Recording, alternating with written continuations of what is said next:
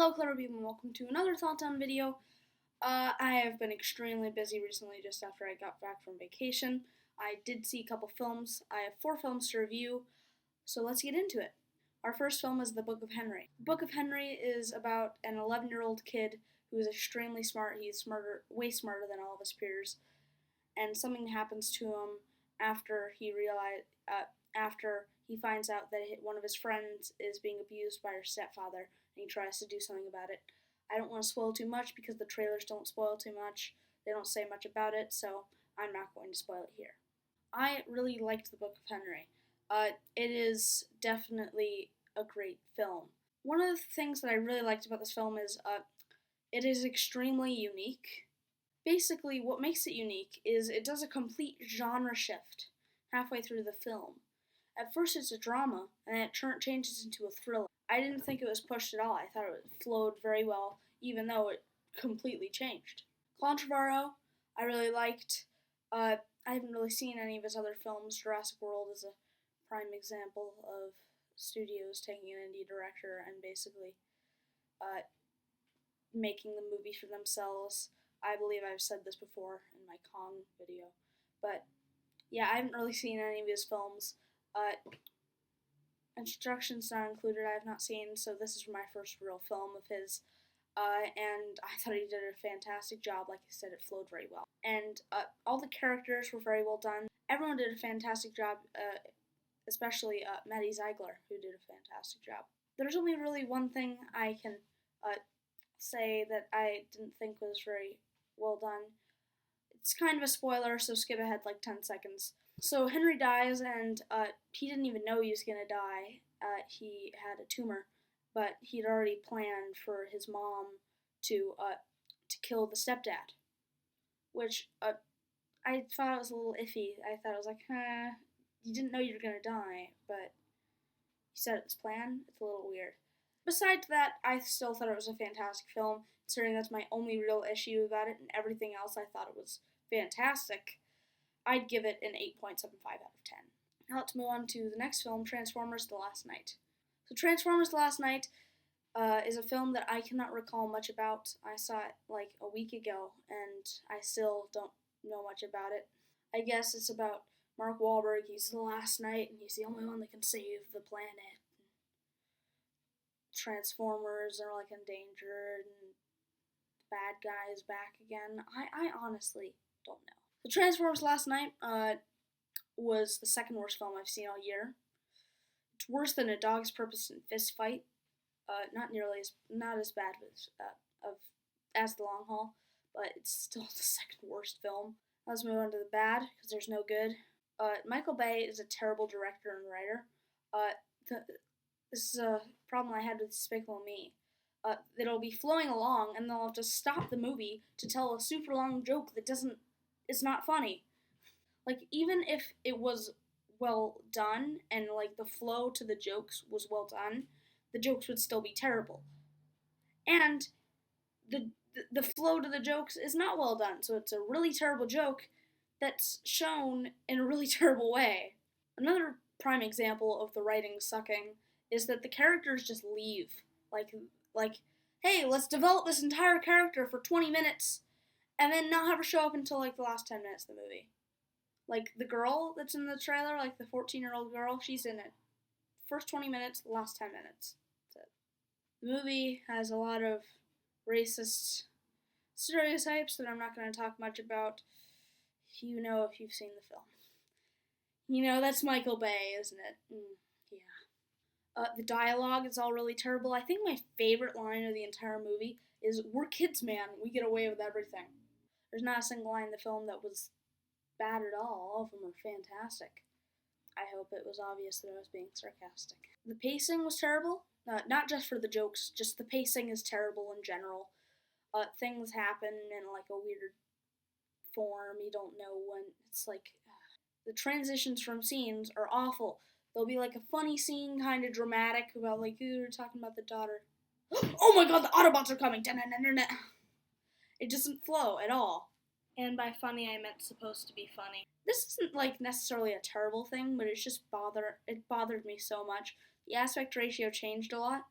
Like, every single different shot was a different aspect ratio, and aspect ratio changes can be well done, you know, when it's supposed to mean something. Like it's a different character's point of view, or it's a different time. But for this, they just change for no reason. It's not even like a different scene. It's like Mark Wahlberg will be talking to the 14-year-old girl versus Mark Wahlberg face in full screen. He's talking. That's the 14-year-old girl. There's that much space. And that's Mark Wahlberg coming again. It's like that much space. So it changes 3 times with 3 shots. It was pointless. There's no need for that to happen. It just hurt for my eyes. And this film has some of the worst cinematography I've seen in my life. This isn't just shaky cam. This is worse. Here's an example of what it's like. The cinematography is like this for the entire movie. And then it just do this and then it shakes a little. And it just, there's no need for this to happen. It should just be stagnant like this. You know? Or maybe if it's an action scene it could pan across his face or something. But he'll be talking. It'll be like this. There's no point to that. But if Michael Bay was a decent filmmaker who knew what he was doing, maybe the shots could actually mean something. What? I give Transformers The Last Night a 0.5 out of 10. I absolutely hated this film. There's not a single redeeming quality about it. The special effects, someone would say, well, at least the special effects are good. No, they're not. They look awful. So now let's move on to The Beguiled. The Beguiled is directed by Sofia Coppola and is about the Civil War, during the Civil War in Virginia, an all-women school, and a girl goes out walking in the woods, and she stumbles upon Colin Farrell, who is a wounded soldier, and he is taken back to help him heal, and he starts messing with the women at the school. And I thought The Beguiled was a great film. I loved it. Sofia Coppola did a fantastic job directing. It is a movie that kept it slow, but it never got boring. It was a slow movie, but it was extremely well paced, and not a single moment of boredom. You were hooked on the edge of your seat for the entire movie, even though it kept it slow. Unlike a certain Andrew Garfield starring Martin Scorsese directing film. And everyone in this film did a fantastic job acting. Elle Fanning's always great. Kirsten Dunst is always great. Nicole Kidman's always great. Colin Farrell is good in bad movies, but this is definitely one of his best performances. I don't think I can think of a single thing that's bad about this film. The cinematography is very eerie and very well done. It is very thrilling and extremely entertaining. I would give The Beguiled a 9.25 out of 10. I would definitely recommend it. However, if you can only see one film in theaters right now, I would not recommend The Beguiled. I'd recommend Baby Driver over this. But if you've already seen Baby Driver, I'd definitely recommend this. Now let's move on to our last film, Despicable Me 3. Despicable Me 3 is about Gru. He finds his long-lost twin brother, and he steals a diamond. Despicable Me 3 is a film that I don't hate. I walked out of the theater and went, that wasn't the worst film I've ever seen. It was okay. I actually kind of liked it. And I've waited a week, half a week, and I've gone, I didn't like that movie. It was not very good. That's what's good about this. The villain is probably the best of the 3 movies. I mean, that's nothing to compete with. Despicable Me 2's villain was very weak, and the first one was not the best. He was probably the best thing about the film. He was funny. I liked how he was kind of an 80s character. It wasn't the best villain ever, but he was entertaining. He was cliche, but it was fun. I guess this was, I don't know if this is better than 2. I'd say it's pretty equal. But yeah. And it's fun. It's not the most boring film I've ever seen. Now let's move on to the bad. People have always criticized Illumination's animation for being cheap, and I didn't really notice it until this film. The FPS seemed off. There was just something about the animation and how it flowed. It just seemed really off throughout the film, and it was not appeasing to the eye. The pacing is absolutely awful. The worst pacing I've seen in an animated film all year. It's terrible. Especially the music. The music never fit with the scene. And if it did, then like a scene would happen that's like a sad scene, and they start to play a Pharrell song that's like happy, and then it's like it doesn't fit. Especially with the minions. So it felt like a TV, like a commercial. It felt like so the movie would be going along, and all of a sudden the scene would end, and it'd be like, "Here's minions. Here's a scene that has nothing to do with the rest of the film. It's just minions."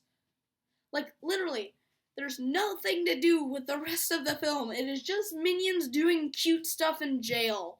Ha ha ha. Can we get back to the film, please? And the plot is extremely weak. So this film is being branded on Gru's return to villainy. Mild spoiler, skip ahead like 20 seconds. I'm going to spoil the plot. It is not. It seemed like it would be. Because what happens is, Drew is like, hey, my father didn't think I could be a real villain. So you teach me. And then they go, all right, let's like drive around and steal. I forget what they stole, but they stole like a soda or something. I forget. And then they go back, and then they're like, all right, let's steal Baltazar Brat's diamond because that's how I lost my job. And then he steals the diamond, and he's like, yay, I'm gonna get my job back. And then Baltazar Brat does something evil. That's the plot of the movie. So yeah, it's just ridiculous. Because, one, the marketing was terrible. They literally changed a line. The line in the film, I recognized it. The line in the trailer was, we are returning to villainy. And in the movie, it's, we are not returning to villainy. So I can't believe they changed that. That's ridiculous. And two, it's weak. It wasn't much of a plot. It was just, most of it was just excuses for jokes to happen. It was sort of like Moana. Alright, I'd give Despicable Me 3 a 3.5 out of 10. Don't see this movie. I guess kids would enjoy it.